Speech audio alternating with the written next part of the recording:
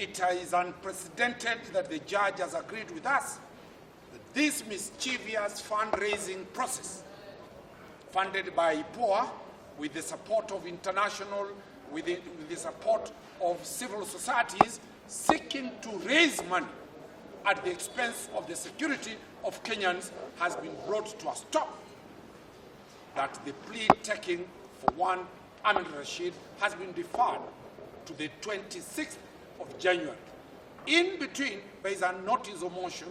We filed a petition to challenge this decision. To date, the DPP has not responded to the grounds that we raised. IPOA has responded, and for the first time, the judge was right. IPOA is a busybody to address the court. We raised that question that IPOA has no audience.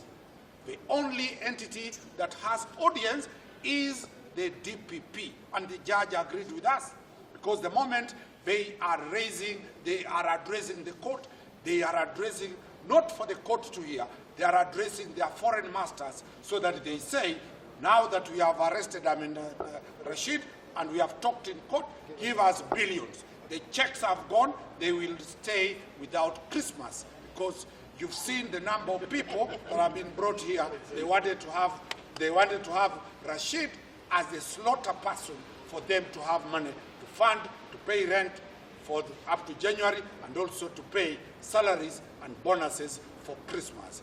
It shall not be. We are determined to pursue justice for Rashid from the High Court to the Supreme Court of this country. The national security organs, called the police, is under severe attack by the civil society and by extension IPOA.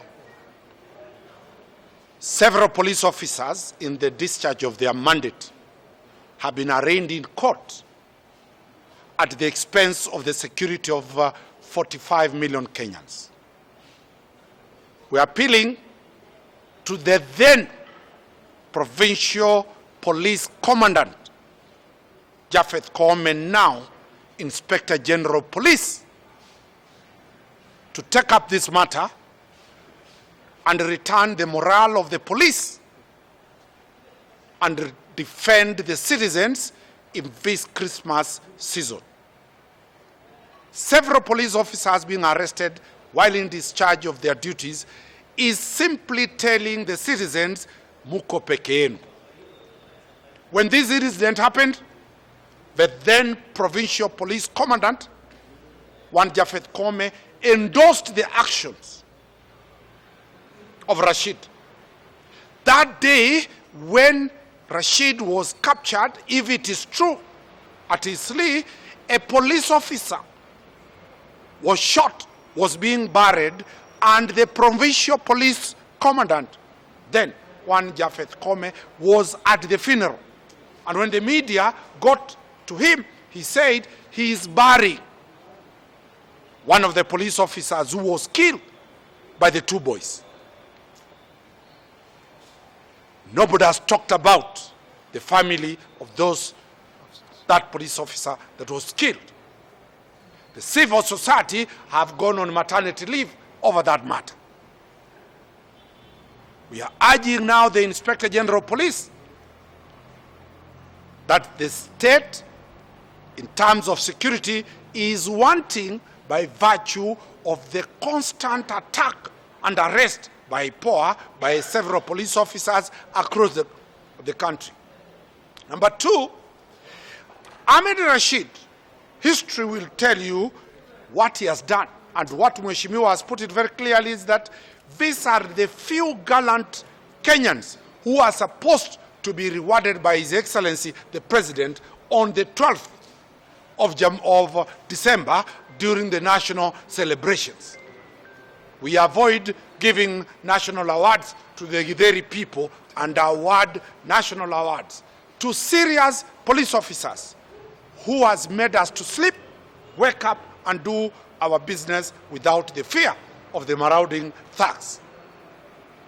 Third, we discovered, surprisingly, just the way we discovered that Anole Proseki has been entered in the top coins matter without notice. Ahmed Rashid, they went to court and wanted a warrant of arrest. But the judge, being independent-minded, and that is why judges are above this funny civil activism, ordered them to serve. They never served the Attorney General, the AG, Inspector General. 2, they served personally Ahmed Rashid. They never. They came today also wanting a warrant of arrest to be issued. We clearly told the court that the lynch mob is IPOA. The lynch mob is the DPP for failure to comply with your orders. And the judge agreed that his orders were defied. And therefore, the plea was deferred to the 26th, virtually. The same day, our petition will be heard, virtually, so that the judge can give directions. This is a monumental question, whether we are going to allow foreigners to take over the civil society, to take over this country. And we are appealing to the President of the Republic of Kenya. The President, you know very well what the civil society did to you in 2012. They dragged you to the ICC. They are dragging now Ahmed Rashid to court. We know the perils of foreigners. Let the normal Kenyan law apply. If we allow people to fundraise money purely by using Ahmed Rashid, that is why we have said the Ocampo 6 were out of the civil society. The President is one of the victims of the civil society. As the Commander-in-Chief and in charge of the National Security Council, he should intervene and remove the civil society from destroying the lives of the 46 million Kenyans who have been left at the mercy of the criminals and the civil society. So we hope by 26th action shall be taken. We have undertaken to produce Ahmed Rashid to court because he is a law-abiding citizen. To date, he has not been interdicted. To date, he is still working. So until that time, we hope sobriety will prevail and the law shall be exercised according to the Constitution of Kenya.